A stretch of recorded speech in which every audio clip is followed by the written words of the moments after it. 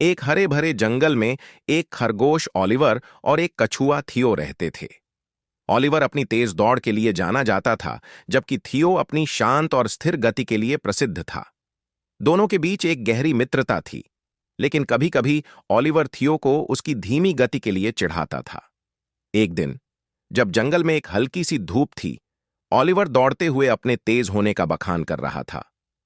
मैं जंगल का सबसे तेज दौड़ने वाला जानवर हूं, मुझे कोई भी नहीं पकड़ सकता, ऑलिवर ने गर्व से कहा।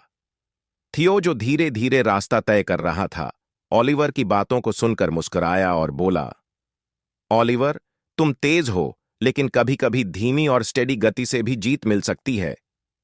ऑलिवर हंसी में बोला, धीमी और स्टेडी? तुम मजाक कर रहे हो थियो। तुम मुझसे दौड़ में कभी नहीं जीत सकते। मैं तुम्हें धूल छटाकर आऊंगा। थियो ने थोड़ी देर सोचने के बाद कहा, तो क्यों ना हम एक दौड़ कर लें? मैं तुम्हें दिखाऊंगा कि जीतने के लिए सिर्फ तेजी जरूरी नहीं होती, बल्कि धैर्य भी चाहिए। ऑलिवर ने चुनौती स्वीकार कर ली। ठीक है, कल सुबह सूर्योदय के समय हम नदी के पास से पुरानी ओक के पेड़ से लेकर जंगल के दूसरे सिरे तक दौड़ेंगे। अगले दिन सुबह पूरा जंगल उत्साहित था। पक्षी चहचहा रहे थे, गिलहरियों कूद कूद कर दौड़ रही थीं, और यहां तक कि हिरण भी दौड़ देखने के लिए रुके हुए थे। ऑलिवर पहले ही स्टार्टिंग लाइन पर खड़ा था। उसकी चमकदार फर हवा में लहराई। थियो अपनी गति से धीरे धीरे आ रहा था, बिल्कुल शांत और सहज। जैसे ही दौड़ शुरू हुई, ऑलिवर हवा की तरह उड़ते हुए आगे बढ़ गया। वह कड़ी मेहनत करता गया, बत्तियां कूदता, झाड़ियां पार करता। थियो ने अपनी धीरे धीरे स्थिर गति से दौड़ना शुरू किया।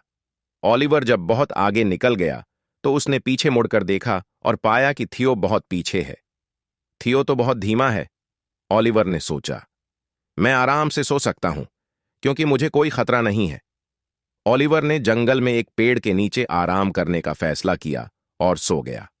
वहीं थियो बिना रुके अपनी गति से चलता रहा। समय बीतता गया और सूरज आकाश में ऊंचा चढ़ने लगा।